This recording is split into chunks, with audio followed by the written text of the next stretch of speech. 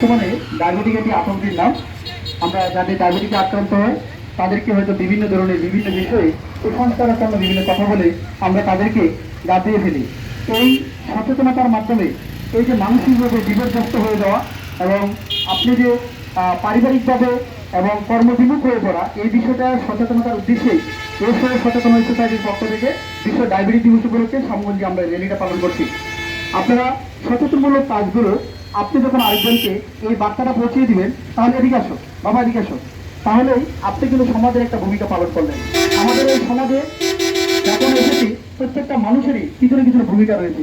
সেই ভূমিকাটা হয়তো আর্থিকভাবে হতে পারে, কারো পরামর্শ দিয়ে হতে পারে, কাউকে একটি সুপরামর্শ দিয়ে হতে পারে, এবং আপনি আপনার জায়গা থেকে সমাজের জন্য কিছু কাজ করা প্রত্যেকটা মানুষের একটি নৈতিক দায়িত্ব।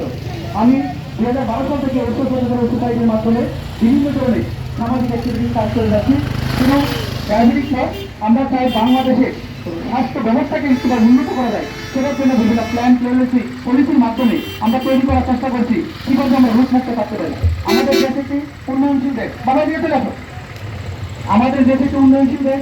সেখানে যদি আমরা রোগী আক্রান্ত হয়, সেখানে যুবরা বাচ্চা অনেক ক্ষেত্রে কষ্ট হয়। আজকে একটা সামনে দিয়ে আপনি বসবাস করছেন, আপনার কাছে মনে হচ্ছে যে অনেক টাকা বা আপনি অর্থ সম্পত্তি রয়েছে, কিন্তু আমরা হয়তো ব্যবহার এড়িয়ে যাই নাই। আমাদের অধিকাংশ মানুষ আজকাল প্রায় 60% মানুষ বসবাস করে, যেখানে এখন পর্যন্ত অর্থনীতি সর্বোচ্চ করে তারা পড়তে পারেনি। তার জন্য আমাদের সবচেয়ে বড় যে বিষয় গুরুত্ব দিতে হবে স্বাস্থ্য ব্যবস্থা। আপনার হয়তো অর্থ পয়সা নেই, আপনি যদি স্বাস্থ্যগত ভালো না থাকেন তাহলে সে অর্থ উপার্জনের জন্য আপনি এগিয়ে আসতে পারবেন না। সেজন্য আমাদের বেসিক নিডগুলো সকলই প্রয়োজন। তার থেকে সবচেয়ে বড় যেটা প্রয়োজন সেটা হলো আমাদের স্বাস্থ্য ব্যবস্থা কিভাবে উন্নত করা যায়।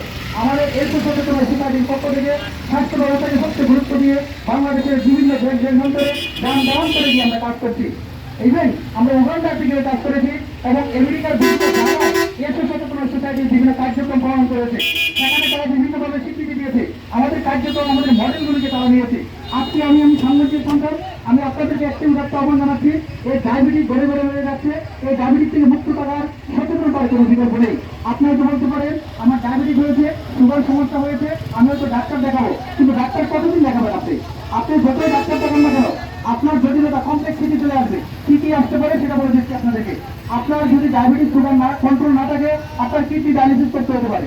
আপনার অর্থ যতই থাকুক, সপ্তাহে যখন 2টা কিডনি ডায়ালিসিস করবেন, 3টা কিডনি ডায়ালিসিস করবেন, 1-2 বছর হয়তো অর্থ সম্পত্তি বিক্রি করে আপনি ডায়ালিসিস করে বেঁচে থাকবেন, এক সময় তো পরপরে চলে যাবেন, কিন্তু আপনি আপনার পরিবারের জন্য নিঃস্ব করে গেলেন। আর এই জায়গা থেকে সরে আসার জন্যই আমরা এসব সচেতন সোসাইটি বিভিন্ন ধরনের কাজ করে যাচ্ছি।